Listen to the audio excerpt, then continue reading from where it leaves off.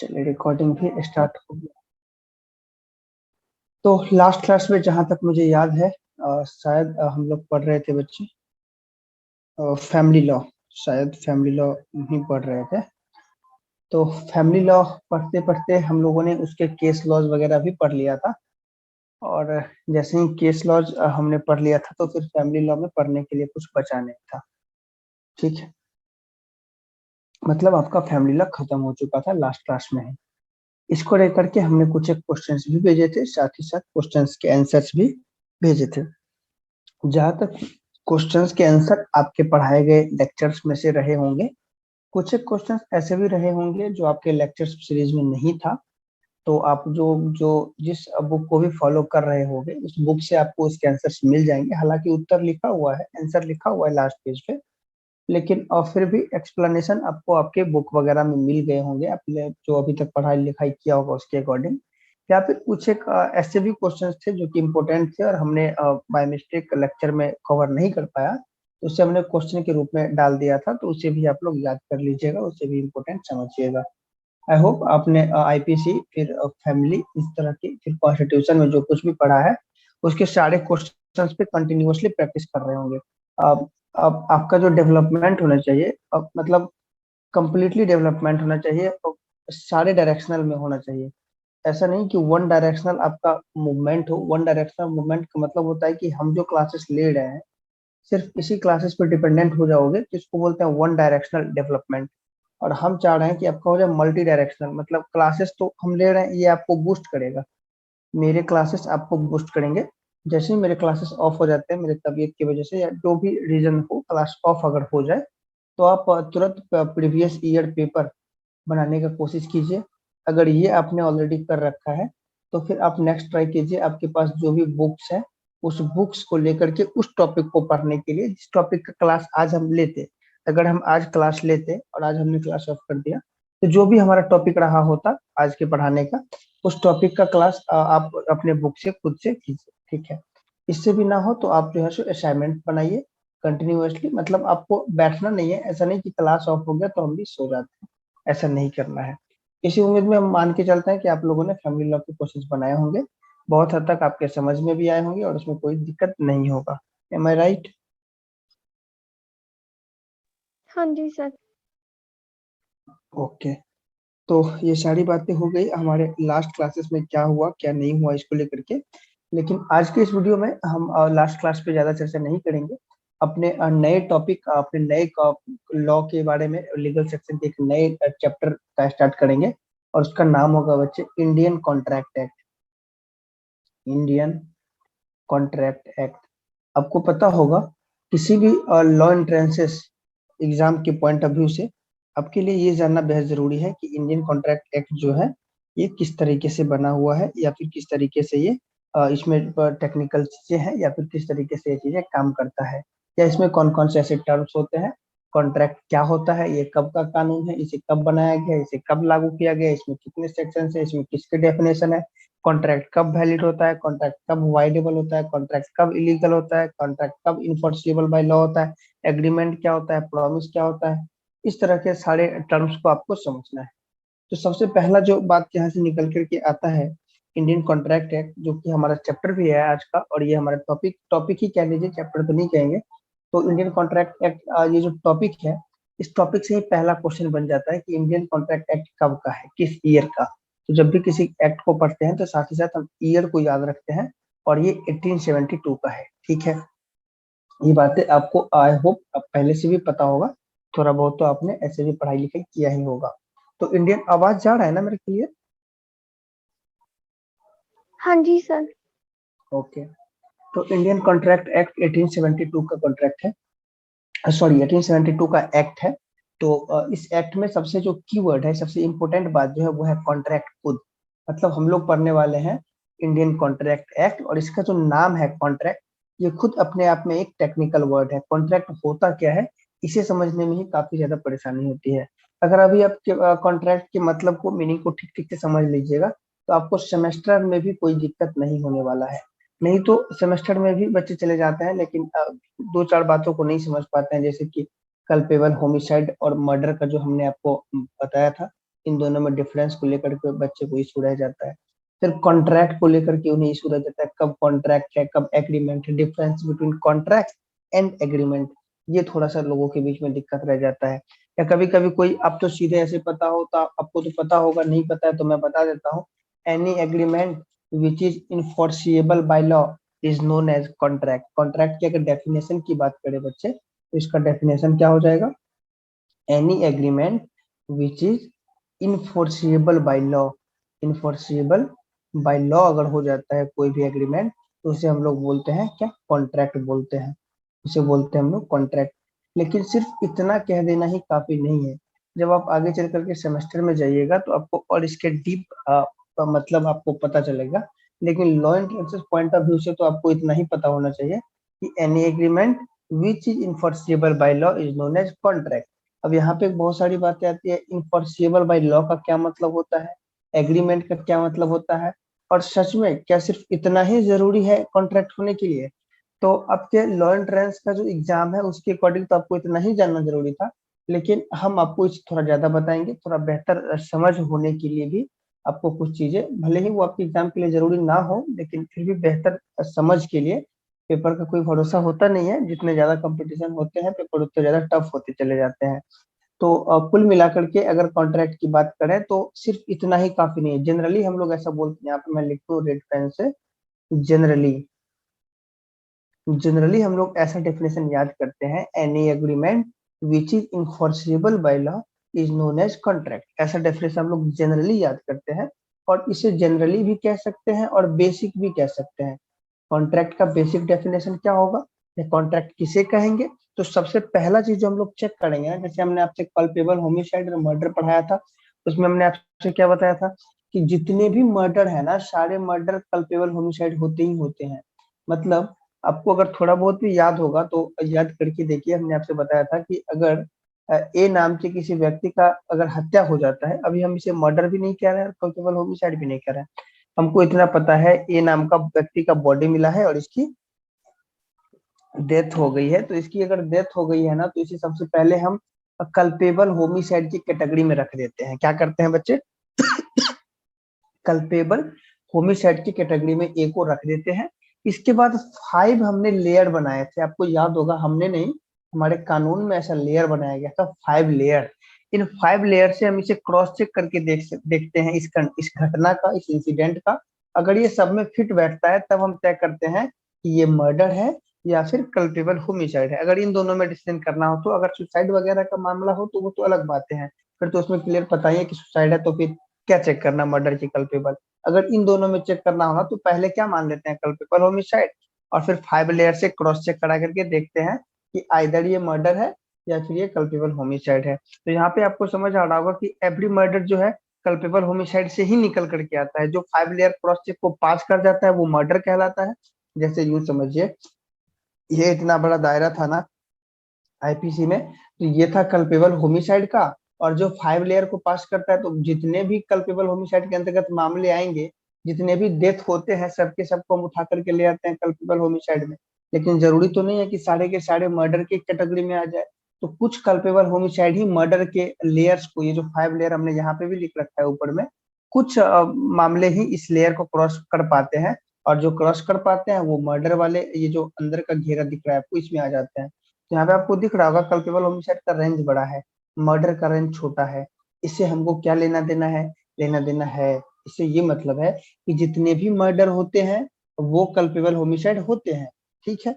लेकिन सारे के सारे कल्पेबल होमिसाइड मर्डर नहीं होते। यहाँ पे आपको दिख रहा है कल्पेबल होमिसाइड का बहुत सारा ऐसा सेक्टर, क्षेत्र है, एरिया है, जिसे मैं अभी कवर कर रहा हूँ।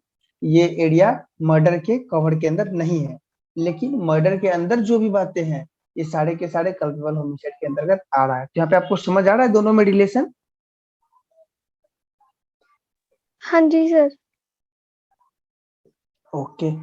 तो ऐसा ही होता है बच्चे, जनरल जो कॉन्ट्रैक्ट की जो बातें आती है ना और एग्रीमेंट की जो बातें आती है, तो यहाँ पे सवाल ये है कि जितने भी कॉन्ट्रैक्ट होंगे क्या वो सारे के सारे एग्रीमेंट होंगे क्या? जितने भी कॉन्ट्रैक्ट होंगे क्या वो सारे के सारे एग्रीमेंट होंगे? इस तरह से कोई भी आपको स्टेटमेंट देकर के क्वेश्चन दे दे, या ट्रू फॉल्स चुनने के लिए दे दे, या 4 ऑप्शंस में से चुनने के लिए दे दे, क्वेश्चन का थीम अगर ये है तो आंसर कैसे टिक करना है ये समझ लीजिए।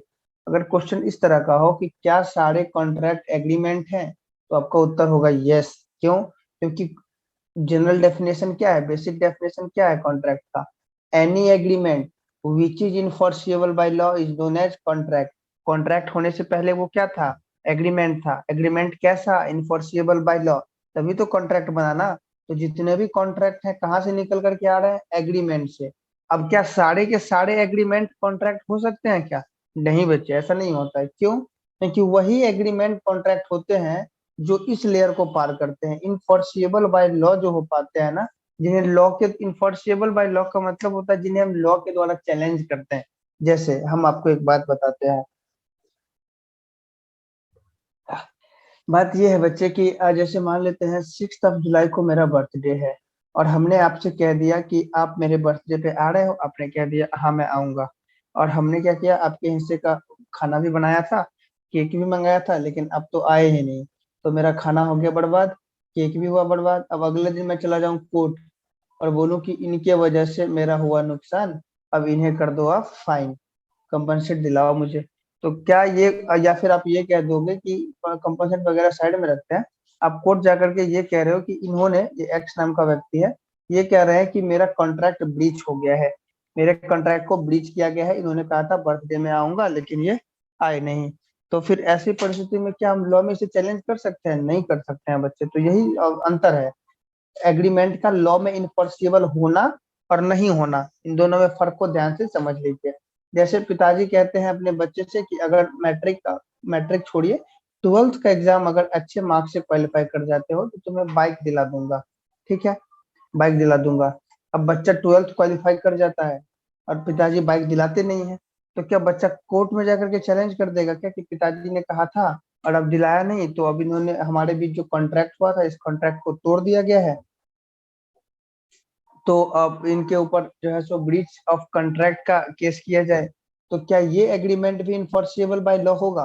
तो यही बेसिक क्वेश्चंस हैं, जो क्वेश्चंस अभी आपके, हमने आपके आगे रखा और जो आपके दिमाग में भी अब आना शुरू हो गया होगा। इसी तरह के क्वेश्चंस के बारे में हम लोग विस्तार से पढ़ेंगे इस एक्ट में, इंडियन कॉन्ट्रैक्ट एक्ट में। 1872 का एक्ट है।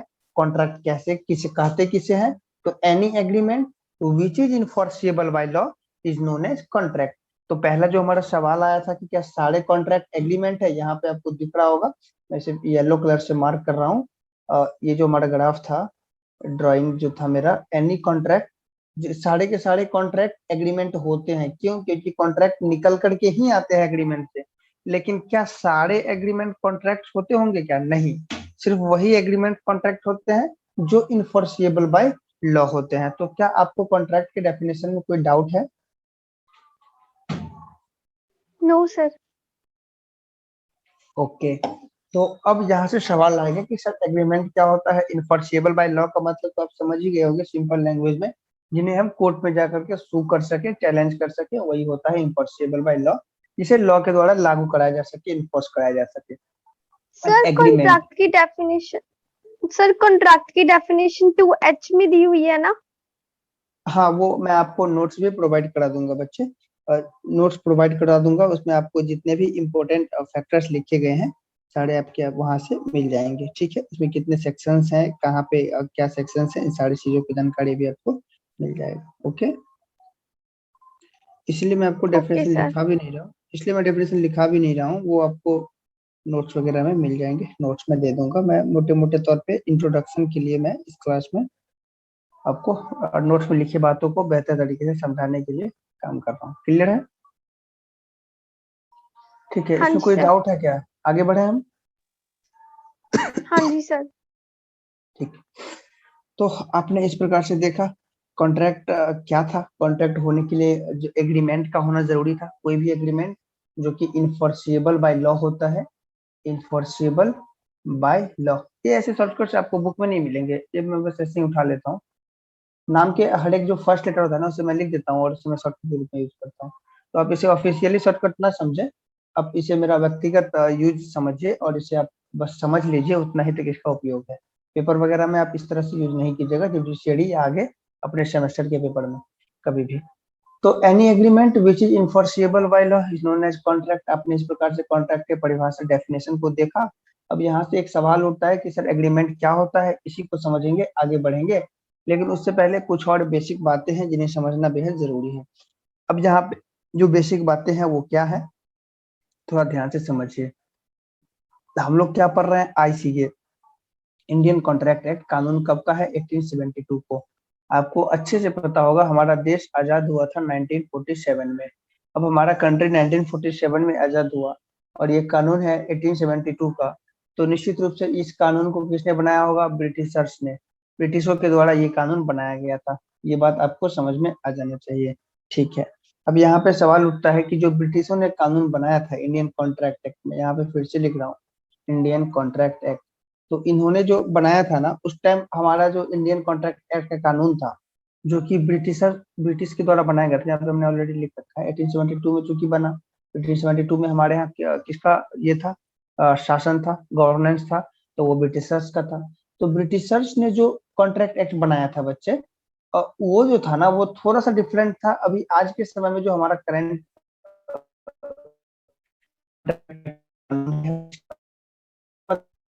देश की आजादी से जितने भी कानून हैं वो सब आजादी के बाद भी लागू रह सकते हैं। उसको लेकर के कुछ कानून, जो कि आर्टिकल 13 कानून सर आपकी आवाज क्लियर होना नहीं है।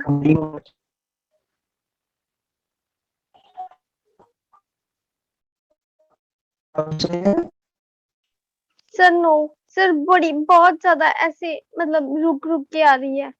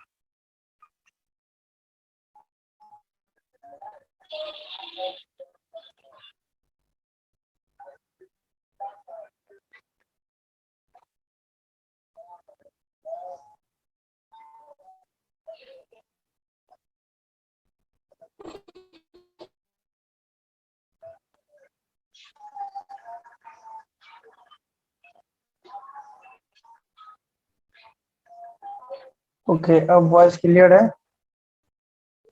हाँ जी सर। ओके ठीक। तो बच्चे मैं बता रहा था आपको इंडियन कॉन्ट्रैक्ट एक्ट के बारे में। तो इंडियन कॉन्ट्रैक्ट एक्ट जो था वो 1872 का कानून था, 1872 का एक्ट था। तो ये हमारे फ्रीडम से पहले के एक्ट है, तो निश्चित रूप से इसे ब्रिटिशों ने बनाया होगा। आपको पता होगा 1947 में हमारा कंट्री फ्रीडम होता है, आजाद होता है।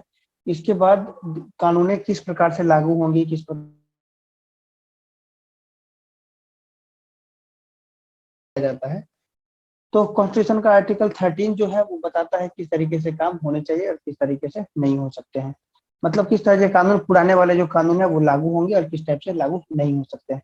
इस तरह की बातों को आपने ऑलरेडी पढ़ रखा है, मैं आगे बात करता हूँ। तो इंडियन कॉन्ट्रैक्ट एक्ट जो कि 1872 का था बच्चे, ये हमारा आज की डेट में जो इंडियन कॉन्ट्रैक्ट एक्ट है इससे थोड़ा सा अलग था। ये मैं डबल बॉक्स बना दिया हूँ आज के कानून के लिए, और ये तब का है जब बनाया गया था। तो दोनों में डिफरेंसेस है। क्या डिफरेंसेस समझिए। तो हमारा जो पहले का कानून था, जो कि सबसे पहली बार बनाया गया था 1872 में, इसमें कुल मिलाकर के जो सेक्शंस की संख्या थी वो थी वो सेक्शन था 266।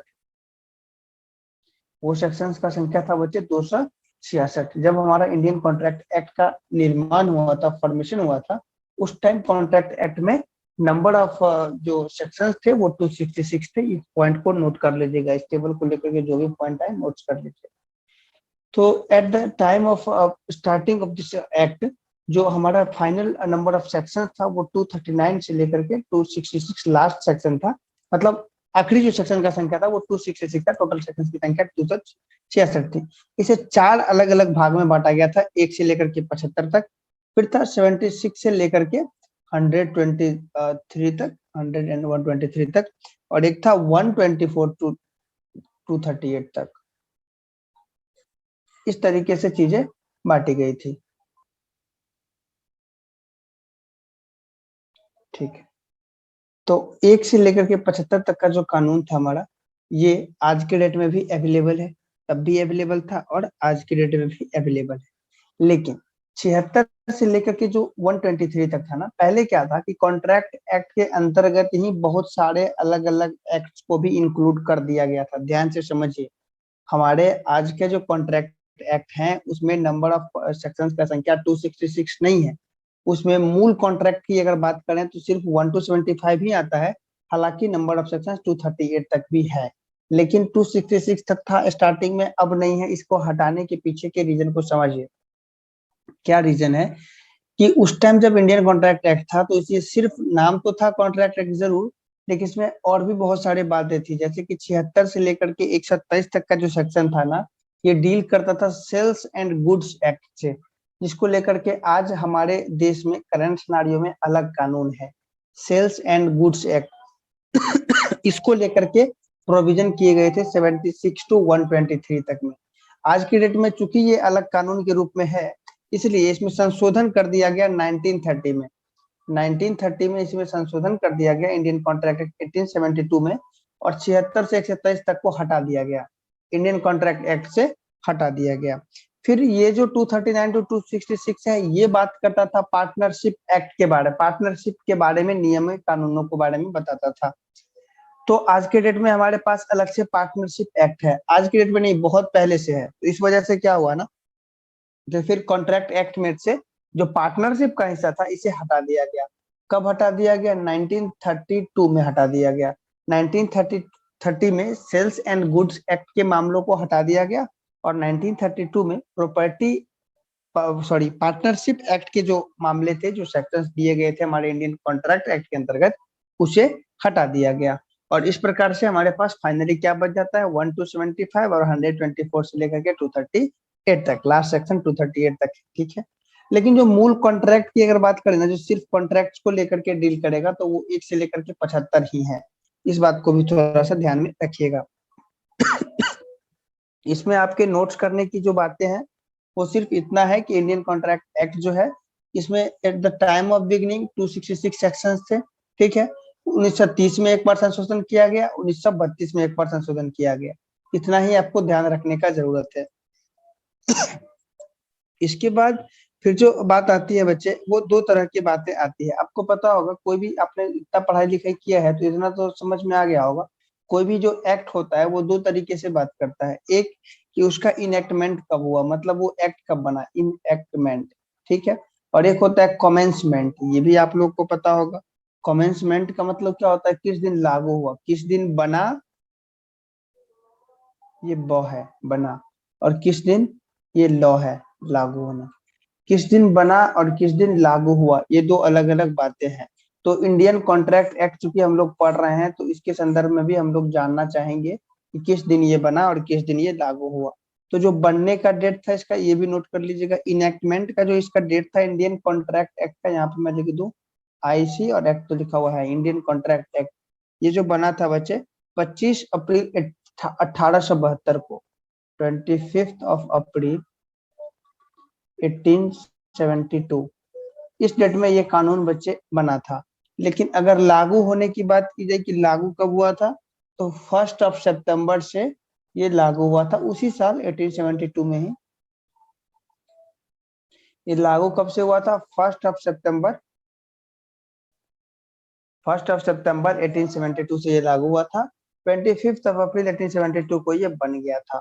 तो ये दो बातें भी हैं इंपोर्टेंट, जो आपको ध्यान में रखने हैं। कभी अगर आपसे पूछ लिया जाए कि किस तरीके से ये चीजें होती है, तो ये सारी बातें आपके दिमाग में होना चाहिए जनरल इंट्रोडक्शन के रूप में। अब इन सब चीजों से हम आगे बढ़ते हैं और बात करते हैं अब थोड़ा सा इसको मतलब समझने की तरफ बढ़ते हैं। कॉन्ट्रैक्ट होता क्या है, एग्रीमेंट क्या होता है, इन सारी बातों को लेकर के आगे बात करेंगे। तो इसमें भी एक और बात है कि सेक्शन जो है इसका 1 सितंबर से ये जो लागू होता है 1872 से, ठीक है। जिसका जैसा कि हमने आपसे ये भी बताया था, जैसा कि हमने आपसे ये भी बताया था कि 4 अलग-अलग भागों में हमने बाँट करके बताया था सेक्शंस को। 1 से 75 अलग, पार्टनरशिप का अलग, सेल्स एंड गुड्स एक्ट को लेकर के अलग। तो हमने वहाँ पे लिखा था एक भाग वो था 1 से 75, 1 टू 75 सेक्शंस। और हमने आपसे ये भी कहा कि मूल रूप से जो हमारा कॉन्ट्रैक्ट है ना, यही है। कॉन्ट्रैक्ट क्या है बच्चे? यही है। 1 से लेकर के 75 सेक्शंस तक ही हमारा कॉन्ट्रैक्ट का कानून है। तो कभी-कभी आपसे ये भी पूछ दिया जाएगा कि कॉन्ट्रैक्ट एक्ट का सेक्शन 1 टू 75 कब से लागू किया गया? तो ये वही पूछ रहा है कि कॉन्ट्रैक्ट एक्ट कब से लागू हुआ? इसमें और कोई ज़्यादा टेक्निकल चीज़ें नहीं है, बस आपसे घुमा करके पूछ रहा है। सिर्फ ये पूछ ले कि सेक्शन 1 टू 75 कब से लागू हुआ? तो इसका उत्तर भी क्या हो जाएगा? 1 सितंबर 1872। ये वही बात हुआ कि इंडियन कॉन्ट्रैक्ट एक्ट कब से लागू हुआ, क्योंकि कॉन्ट्रैक्ट का मतलब 1 टू 75। ठीक है?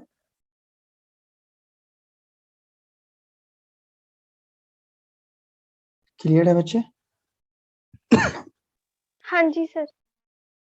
चलिए आगे बढ़ते हैं। अब कोई भी जो कॉन्ट्रैक्ट होता है ना, कोई भी जो कॉन्ट्रैक्ट होगा, उसके बाद ही वो वॉइड होगा कि वैलिड होगा कि इनवैलिड होगा कि वॉइडेबल होगा कि वॉइड अब इनिशियो होगा कि क्या होगा। इस तरह की बातों को समझेंगे तभी जब कोई कॉन्ट्रैक्ट होगा। पहले जरूरी क्या है? कॉन्ट्रैक्ट का होना। और कॉन्ट्रैक्ट होने के लिए जरूरी हम लोग क्या समझते हैं, मूवीज वगैरह में देखते हैं कि कोई एक ऐसा पेज होता है जिसपे साइन करवा लेता है, और साइन करा लेने से ही वो कॉन्ट्रैक्ट बनता है। ऐसे नहीं बनता है। तो हम लोगों ने जो मूवीज में देखे हैं वो तो काफी ज्यादा भ्रम की स्थितियां पैदा करती हैं। जितने भी मूवीज हैं उसमें कानून को लेकर के जितनी धज्जियां उड़ाई जाती है, मिसअंडरस्टैंडिंग फैलाए जाते हैं, इसका कोई आंसर ही नहीं है। मतलब इसे डिस्क्राइब ही नहीं किया जा सकता है। तो कॉन्ट्रैक्ट का मतलब जो आप मूवीज वगैरह से समझते हैं वैसा नहीं है। कॉन्ट्रैक्ट के मतलब को समझिए। सबसे पहला जो कॉन्ट्रैक्ट होने के लिए टर्म आता है ना, वो होता है बच्चे ऑफर। क्या आता है? ऑफर। अब ऑफर क्या होता है? ऑफर का मतलब समझ, जैसे कि हमने अभी आपसे एग्जांपल में बताया था कि मेरा बर्थडे है और मेरे बर्थडे में क्या आप आओगे। ये जो हमने आपको बोला ना, ए नाम का कोई व्यक्ति है और बी नाम के आदमी से कहता है कि कल मेरा बर्थडे है, क्या आप मेरे बर्थडे पे आओगे? तो ये हो गया बच्चे ऑफर। मतलब आपने ऑफर किया। अब बी के ऊपर डिपेंड करता है कि ये आएगा कि नहीं आएगा। बी ने कह दिया ठीक है मैं आऊंगा। जैसे ही इसने कहा ठीक है मैं आऊंगा, ये क्या हो गया? ऑफर का हो गया एक्सेप्टेंस।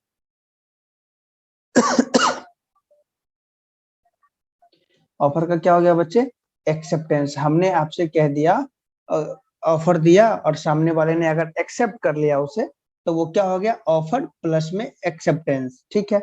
और जैसे ही ऑफर एक्सेप्टेंस से मिल जाता है, तो इसे लॉ के टर्म में माना जाता है प्रॉमिस। ठीक है?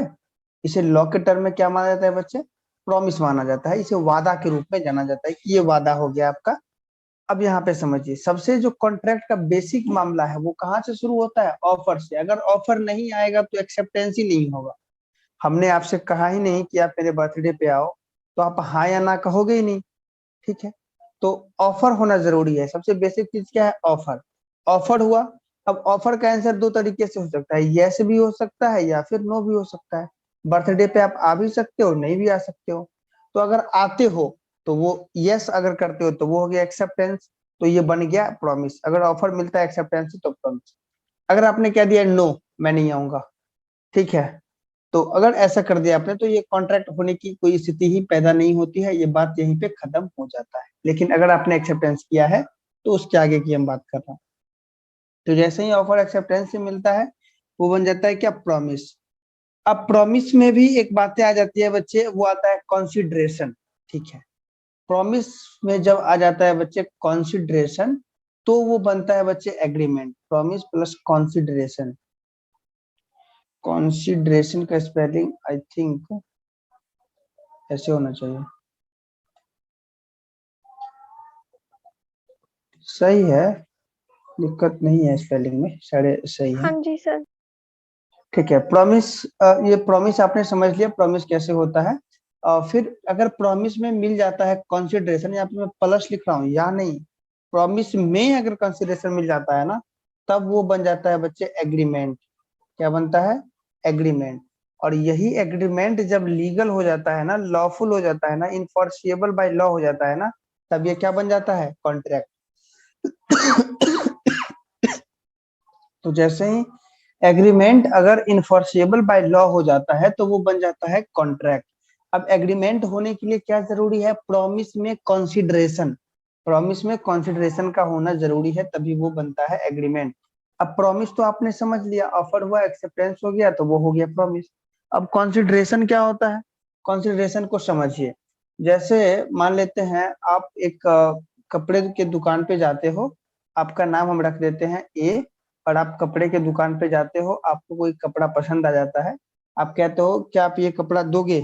तो दुकान वाला तो शॉपकीपर जो है वहां पे, तो वो तो बेचने के लिए ही बैठा है, वो बोला हाँ दे देंगे। तो आपने पूछा कितने में दोगे? उसने कहा 5,000 में दे दूंगा, 5,000 में, 5K में वो कपड़ा आपको पसंद आ गया है, आप लेना चाह रहे हो। तो आपने मतलब दोनों में क्या हो गया? ऑफर भी हो गया। आपने पूछा तो ये ऑफर हुआ, इसने यस कर दिया, हाँ दूंगा, तो एक्सेप्टेंस हो गया। क्या हो चुका है? अब तक प्रॉमिस हो चुका है। अब कंसिडरेशन किसे कहते हैं, इसे आप थोड़ा समझिए अपने रियल लाइफ से। अब आपने जाना कि इसका प्राइस है 5K, 5,000, तो आपके पास तो 5,000 था नहीं, आप तो 3,000 लेकर के ही गए थे, आपका ऐसा अंदाजा था कि 3,000 में आपका कपड़ा हो जाएगा। आपने क्या कहा कि एक काम करो, 3,000 रुपये रख लो, और मैं 2,000 रुपये और लेकर के आता हूँ ATM से, तो मैं तुम्हें सारा पैसा पे करके ये कपड़ा ले जाऊंगा। तो नहीं, आपने ये कहा ना कि ये कपड़ा रखो, मैं और पैसे लेकर के आता हूँ 2,000 रुपये ATM से या कहीं से भी, तो मैं ये कपड़े ले जाऊंगा। दुकान वाले ने आपसे क्या कह दिया कि ठीक है आप जाओ पैसे लाओ, लेकिन इस बीच में कोई दूसरा ग्राहक अगर आ जाता है ना, तो मैं उसे ये कपड़े सेल कर दूंगा। तो आपने सोचा कि ये तो बड़ी मुश्किल स्थिति है, अगर मैं गया, ये पसंद मुझे आ गया, अगर मैं गया तो ये दूसरे को बेच देगा। तो आपने क्या किया? आपके पास 3,000 रुपये थे, आपने 3,000 रुपये उसे दे दिया, कहा ये एडवांस में रखो, और मैं बाकी का पैसा जुटा करके लाता हूँ, किसी को बेचना मत तुम, ये मुझे ही देना। दुकान वाले ने भी सोचा कि अब दुकान वाले क्या करेगा, आपके ऑफर पे, आपके प्रॉमिस पे कंसीडर करेगा। क्यों कंसीडर करेगा? क्योंकि अब उसे लग रहा है कि ये जो सीरियस है ना, ये जो बायर है ना, ये सीरियस बायर है, तभी तो एडवांस दे करके गया है ना, तो ये सीरियस बायर है, अब वो किसी को नहीं बेचेगा। तो आपका वो इस आपके दिए गए उस एडवांस में अमाउंट की वजह से अब वो आपके ऑफर को कंसीडर करने लग गया है, आपके प्रॉमिस को कंसीडर करने लग गया है। इसी को बोलते हैं कंसीडरेशन। ऐसा कुछ भी जो कि एडवांस में पेमेंट कर दिया जाता है ना, एडवांस में पेमेंट कर दिया जाता है, ऐसा कुछ भी, उसे क्या बोलते हैं? कंसीडरेशन। तो यहाँ पे ये क्या हो गया? कंसीडरेशन। तो जब भी प्रॉमिस कंसीडरेशन से मिल जाता है तो वो क्या कहा जाता है बच्चे? एग्रीमेंट। और जैसे ही एग्रीमेंट लीगली हो जाता है, लीगल लॉ में इन्फोर्स कौन होगा? जो लीगल होगा वही तो होगा ना। तो इन्फोर्सेबल बाय लॉ कहो या लीगल कहो, एक ही बात। तो जो एग्रीमेंट लीगल होता है वही फिर क्या कहलाएगा? कॉन्ट्रैक्ट कहलाएगा। तो इस प्रकार से सारा गेम है कॉन्ट्रैक्ट का। ठीक है, तो कॉन्ट्रैक्ट होने के लिए जो सबसे इनिशियल चीज है वो क्या है? ऑफर का होना। अगर ऑफर नहीं होगा, अगर यही नहीं होगा, तो एक्सेप्टेंस भी नहीं होगा, तो प्रॉमिस भी नहीं होगा, तो कंसिडरेशन भी नहीं होगा, तो एग्रीमेंट भी नहीं होगा, तो फिर कॉन्ट्रैक्ट भी नहीं हो पाएगा। कॉन्ट्रैक्ट होने के लिए जरूरी है ऑफर, लेकिन सिर्फ ऑफर ही जरूरी नहीं है, ये भी ध्यान रखिएगा। ये बेसिक एलिमेंट तो है जरूर, लेकिन सिर्फ यही जरूरी नहीं है। हमने ऑफर दिया, बर्थडे पे आओगे यार, हमने कह दिया नहीं आऊंगा, तो बाकी एक्सेप्टेंस दिया ही नहीं, तो कॉन्ट्रैक्ट आगे तो बढ़ेगा ही नहीं। ये लाइन, जो सीरीज है हमारा आगे तीर की तरफ आगे बढ़ता गया है, ये तो आगे बढ़ेगा ही नहीं, तो यहीं पे खत्म हो जाएगा। तो सिर्फ ऑफर जरूरी नहीं है, लेकिन ऑफर बहुत जरूरी है, ये बात है। समझ में आ रहा है? Yes, sir. ठीक है, तो मैं बार बार कह रहा हूँ कि सिर्फ ऑफर जरूरी नहीं है, और भी बहुत सारी बातें मैं कह रहा हूँ कि एग्रीमेंट होना चाहिए। ये एग्रीमेंट कैसा होना चाहिए? लीगल होना चाहिए, तभी जाकर के वो कॉन्ट्रैक्ट होगा। ठीक है, ये सारी बात है। अगर आपके पास ऑप्शन किस तरह से आता है ना, उस पर डिपेंड करता है कि आपको क्वेश्चंस के आंसर क्या करना है। अब जैसे कि आपके सामने ऑप्शन आ जाए which is the initial which is the initial set of valid contract. Valid contract होने के लिए कौन से आवश्यक तत्व है, इनिशियल एलिमेंट अगर पूछ लिया जाए, वहां पे कहीं ऐसा हो कि आपके पास ऑफर भी ऑप्शन में ना हो, आपके पास एक्सेप्टेंस भी ऑफर्स में ना हो, प्रॉमिस भी ऑफर में ना हो, कुछ ना हो, ये सब ऑप्शन में ही नहीं हो, लेकिन कहीं पे आपको ऐसा ऑप्शन दिख जाए एग्रीमेंट, एक जगह दिख जाए एग्रीमेंट विच इज लीगल। ठीक है, मैं लिख देता हूँ दैट इज लीगल, और बाकी भी दो चार ऑप्शंस हैं। तो यहाँ पे आपको ऑफर एक्सेप्टेंस प्रॉमिस ढूंढने की जरूरत ही नहीं है, एग्रीमेंट देखना है, क्योंकि एग्रीमेंट बनता ही किससे है? एग्रीमेंट तो बनता ही है promise, sorry, promise plus consideration से ना, और प्रॉमिस तो बनता ही है ऑफर प्लस में एक्सेप्टेंस से। तो हमने छोटी सी बात लिख दिया और इसी में सारे बातें आ गई, ये प्रॉमिस आ गया, कंसिडरेशन आ गया, ऑफर आ गया और एक्सेप्टेंस आ गया। तो आपको उतना पगलाने का जरूरत नहीं है, दिमाग अपना खराब करने का जरूरत नहीं है कि अरे इसमें ऑफर नहीं है, एक्सेप्टेंस नहीं है, प्रॉमिस नहीं है। आप थोड़ा सा कॉमन सेंस यूज करोगे, देखोगे कि आपका एग्रीमेंट है ना, तो एग्रीमेंट किससे बनता है? प्रॉमिस प्लस कंसिडरेशन से। और प्रॉमिस किससे बनता है? ऑफर प्लस एक्सेप्टेंस से। तो सब कुछ तो इसी में आ गया। अब यहाँ पे सवाल उठता है कि कॉन्ट्रैक्ट कौन होगा? सारे एग्रीमेंट कॉन्ट्रैक्ट होंगे या जो लीगल है वही होंगे? तब यहाँ पे आपको डेफिनेशन से पता है, any agreement which is enforceable by law which is legal is known as contract. तो यहाँ पे ऑप्शन नंबर बी आप टिक कर दोगे, ठीक है, अगर इस क्वेश्चन की बात करें तो। ऐसे ही आप सारे क्वेश्चंस को हल करोगे, ठीक है। अब एक वैलिड कॉन्ट्रैक्ट होने के लिए, एक वैलिड कॉन्ट्रैक्ट होने के लिए क्या क्या चीजें चाहिए? 11 चीजें चाहिए बच्चे, मैं लिख दूं 10 चीजें चाहिए, चलो 10 चीजें, हालांकि 11 चीजें चाहिए, प्लस में मैं कर। पहला जो है वो तो होना चाहिए कि लीगल होना चाहिए, लीगल एग्रीमेंट होना चाहिए। इसे मैंने अलग क्यों लिखा है? क्योंकि ये आप डेफिनेशन में याद करते हो, any agreement which is enforceable by law is known as contract. तो पहला तो यही हो गया कि लीगल एग्रीमेंट होना चाहिए, मतलब एक ऐसा एग्रीमेंट होना चाहिए जो इनफोर्सिबल बाय लॉ होना चाहिए। और इसके अलावे 10 और बातें हैं, मतलब एग्रीमेंट के लीगल होने के अलावे भी 10 ऐसे बातें हैं जिसका होना बेहद जरूरी है। अगर इसमें से एक भी ओके, तो मैं आपसे बता रहा था कॉन्ट्रैक्ट, वैलिड कॉन्ट्रैक्ट होने के लिए जो भी जरूरी बातें हैं उसको लेकर के मैं बता रहा था। तो वैलिड कॉन्ट्रैक्ट होने को लेकर के हमने बताया आपसे कि एक तो क्या होना चाहिए? लीगली होना चाहिए एग्रीमेंट, और साथ ही साथ इसके अलावे 10 और बातें होनी चाहिए।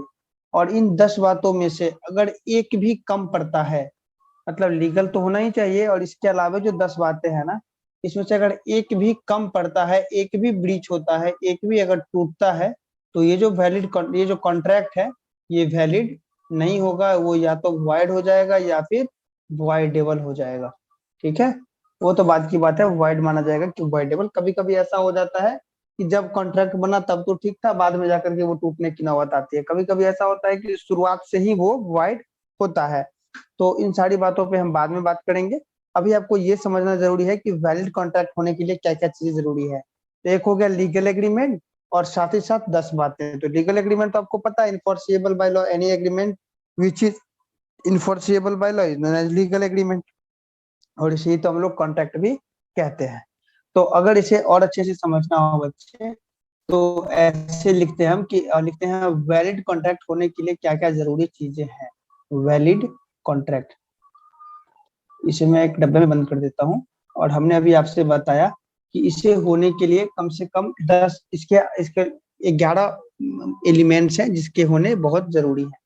सबसे पहला जो एलिमेंट होगा बच्चे क्या होगा? कॉन्ट्रैक्ट होगा ही तभी जब ऑफर एंड एक्सेप्टेंस होगा। मैं शॉर्टकट लिख रहा हूँ, ऑफर एंड एक्सेप्टेंस। पता है आपको, मतलब मैं इसके बदले प्रॉमिस भी लिख सकता था, लेकिन मैंने लिख दिया ऑफर एंड एक्सेप्टेंस।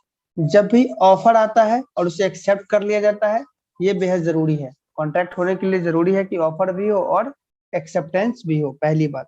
दूसरा बात आता है intention to create legal relationship. अब यहाँ पे मैं लिख रहा हूँ बच्चे, शॉर्टकट ही लिखूंगा, intention to create legal relationship, ऐसा मैंने लिखा। इसका मतलब समझिए, intention to create legal relationship. अब यहाँ पे देखिए हमने आपसे कहा कि एक फादर थे और इन्होंने अपने सन से कहा कि अगर तुम ग्रेजुएशन में 90% मार्क्स ले आते हो तो तुम्हें बाइक दिला दूंगा। और ये लड़का जो है सन, ये ले भी आता है 90%, लेकिन इसके फादर जो है अब इसे बाइक नहीं दिला रहे हैं। तो क्या इन दोनों में से किसी के भी मन में ऐसा था कि इसे लॉ के द्वारा एम्पावर्ड किया जाएगा, लॉ के द्वारा इसे चैलेंज किया जाएगा? अब सन क्या करता है ना कि इस बात को लेकर कि इसके पिताजी ने कहा था बाइक दिलाऊंगा, ये चला जाता है कोर्ट में। तो यहाँ पे क्या दोनों पार्टी के मन में था इसे लॉ के द्वारा इन्फोर्स कराने का, कमेंस कराने का? तो नहीं, यहाँ पे फादर ने तो ऐसे ही कह दिया था कि पास कर जाओगे तो बाइक दिला देंगे। इनके मन में नहीं था कि मैं इस बात को लेकर के कोर्ट तक जाऊंगा, ठीक है। तो यहाँ पे क्या होना चाहिए? Intention to create legal relationship. ये इंटेंशन नहीं था, यहाँ पे किसी भी पार्टी का लीगल रिलेशनशिप बनाने के लिए कोई इंटेंशन नहीं था। तो ये होना बेहद जरूरी है, ध्यान से समझिए। अगर किसी केस में ऐसा नहीं होता है बच्चे, तो फिर वो वैलिड कॉन्ट्रैक्ट के डेफिनेशन के अंतर्गत नहीं आएगी। अब ऐसा इंटेंशन था कि नहीं था, ये बात कौन तय करेगा? इसके लिए कोर्ट बैठा है ना, प्रूफ कौन करेगा? वकील बैठा है ना, जज देखेगा कि बात सही हो रही है या फिर लॉ के अकॉर्डिंग हो रही है या फिर नहीं हो रही है। फिर जो थर्ड बात आता है लॉफुल कंसिडरेशन। लॉफुल कंसिडरेशन आप समझ ही पा रहे होंगे, कंसिडरेशन का मतलब हमने आपसे बताया, और लॉफुल कंसिडरेशन का मतलब है कि वो कंसिडरेशन जिसे लॉ माने, मतलब जिसे कानून मानता हो, इस तरह की बातें अगर हो तो वो लॉफुल कंसिडरेशन के अंतर्गत आएगा। कुछ एक मसले ऐसे भी होते हैं जिन्हें लॉ के द्वारा इम्पावर नहीं किया जाएगा, जैसे कि किसी को मर्डर करना है और उसको लेकर के हमने आपसे, वो सुपारी आप लोग मूवीज वगैरह में सुनते होंगे, सुपारी देना होता है, सुपारी किलर वगैरह सब आपने सुना होगा मूवीज वगैरह में। तो क्या वो सब कंसिडर किया जाएगा? नहीं, वो सब लॉफुल कंसिडरेशन के अंतर्गत नहीं आएगा, क्योंकि वो जो एक्ट है वो एक्ट ही इलीगल है। नेक्स्ट आ जाता है capacities of parties. Capacities of parties ये क्या होता है? जो बच्चे, जो लोग कॉन्ट्रैक्ट कर रहे हैं, कॉन्ट्रैक्ट किनके किनके बीच होगा? क्या एक आदमी के बीच हो सकता है? क्या नहीं हो सकता है? कम से कम दो आदमी चाहिए, कम से कम दो, एटलीस्ट टू मेंबर्स चाहिए कॉन्ट्रैक्ट होने के लिए, पहली बात। दूसरी बात, कॉन्ट्रैक्ट व्यक्ति मतलब पर्सन टू पर्सन भी हो सकता है, पर्सन टू कंपनी भी हो सकता है। जरूरी नहीं है दो व्यक्तियों के बीच ही हो, लेकिन कम से कम दो चीजें होनी चाहिए। मतलब कम से कम दो लोगों का वहां पे होना जरूरी होता है कॉन्ट्रैक्ट। मतलब आप खुद से ही खुद का कोई कॉन्ट्रैक्ट नहीं कर सकते हो, और उसे आप कर भी लेते हो तो उसे आप जो है सो फिर लॉ के द्वारा इन्फोर्स नहीं करा सकते हो, वो लॉफुल कंसिडरेशन के अंतर्गत नहीं आएगा। नेक्स्ट क्या था? Capacities of party. जिसका क्या मतलब होता है कि जो भी पार्टी है, वो दोनों जो कॉन्ट्रैक्ट में जा रहा है, वो दोनों के पास कैपेसिटी होना चाहिए इसमें आने के लिए। मतलब कॉन्ट्रैक्ट में आने के लिए ऐसा उसके पास कैपेसिटी होना चाहिए। जैसे कि आप समझिए, वो बच्चा अगर मान लेते हैं कोई 10 साल का बड़ी कॉन्ट्रैक्ट कर रहे हो, क्या होगा? किस बच्चे के पास कैपेसिटी है कॉन्ट्रैक्ट करने की? आपको पता है एडल्ट के पास कैपेसिटी होती है कॉन्ट्रैक्ट में जाने की, और एडल्ट का जो एज है वो है 18 ईयर्स, और ये बच्चा है 10 साल का। तो ये क्या हो जाएगा आपका? जिस दिन आपने कॉन्ट्रैक्ट किया उसी दिन से वो वॉइड माना जाएगा, शून्य माना जाएगा, नल माना जाएगा। तो पार्टी का कैपेसिटी भी होना चाहिए। पार्टी अगर मान लेते हैं कि अनसाउंड माइंड का है, तब क्या होगा? तब क्या कैपेसिटी है? नहीं है। आप लोगों ने आईपीसी वगैरह में पढ़ रखा है कि अगर अनसाउंड माइंड का है, वो अंडर एज है, या फिर लॉ के द्वारा डिक्लेयर्ड है, तो इस तरह के लोगों को कैपेसिटीज ऑफ पार्टीज के अंतर्गत नहीं रखा जाता है। फिर लीगल फॉर्मेलिटीज का मतलब आपने जो बातें की है, जो एग्रीमेंट वगैरह की है, वो सब लीगली होनी चाहिए। मतलब आपने पेपर वगैरह का काम किया हो, डॉक्यूमेंटेशन का काम किया हो। फिर not declare to be void. Not declare to be void. अब कुछ एक मसले ऐसे हैं ना, जिसे सरकार ने खुद बता रखे हैं कि इस पे आप कॉन्ट्रैक्ट कर ही नहीं सकते हो, ठीक है? तो मतलब उसे बोलते हैं लॉ के द्वारा नॉट, लॉ के द्वारा वॉइड डिक्लेयर्ड। तो अगर कुछ एक मसले ऐसे हैं जो लॉ, सरकार ने खुद ही डिक्लेयर, कोर्ट ने खुद ही डिक्लेयर कर रखा है कि इन सारे मैटर पे आप कॉन्ट्रैक्ट नहीं कर सकते हो। जैसे कि जैसे कि मान लेते हैं आज के टाइम में इंडिया और चाइना के बीच कोई लड़ाई हो जाती है, और इंडिया अनाउंस कर देता है कि चाइना हमारा इनेमी कंट्री है। मान लेते हैं अनाउंस करना, करेगा तब की बात कर, अगर इंडिया अनाउंस कर देता, तो चाइना का फिर कोई भी व्यक्ति से आप कॉन्ट्रैक्ट नहीं कर सकते हो। चाइना के किसी भी व्यक्ति से आप कॉन्ट्रैक्ट नहीं कर सकते हो। इसका मतलब ये हो गया कि सरकार ने ही डिसाइड कर दिया है कि आप इससे कॉन्ट्रैक्ट नहीं कर सकते हो। वही है not declare to be void. ये डिक्लेयर्ड हो गया वॉइड। ये क्या हो गया बच्चे? वॉइड डिक्लेयर्ड हो गया है लॉ के द्वारा। क्यों? क्योंकि सरकार ने कह दिया है कि ये चाइना हमारा इनेमी कंट्री है, और लॉ के द्वारा इनेमी कंट्री से हम लोग कॉन्टैक्ट नहीं कर सकते हैं, और जिससे हम कॉन्टैक्ट करने जा रहे हैं वो हमारी इनेमी कंट्री का है। तो ये डिक्लेयर्ड बाय लॉ है और ये वॉइड है। तो फिर इससे हमारा कॉन्टैक्ट जो है तो वो वैलिड नहीं होगा। समझ आ रहा है? अभी तक सब कुछ समझ आ रहा है बच्चे?